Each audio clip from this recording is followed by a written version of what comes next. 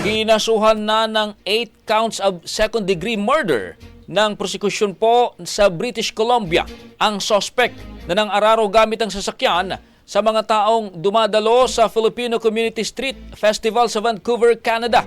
Batay naman sa post sa X sa Vancouver o ng Vancouver Police, kinilala ang suspect na si Kai G. Adamlo dahil sa malagim na insidente sa Lapu-Lapu Day Block Party. Nasa 11 ang nasawi at marami rin ang nasugatan.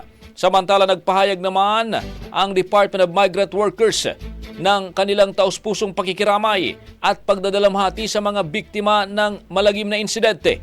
Tiniyak din ng DMW ang agarang tulong at suporta sa mga biktima bilang bahagi ng kanilang patuloy na pangako na tiyakin ang kaligtasan at kapakanan ng mga OFWs. Ang bahaging ito ay hatid sa atin ng Yummyvit ES2 Oral Drops. Simulang tuparin ang pangarap ng iyong anak. And stunting now!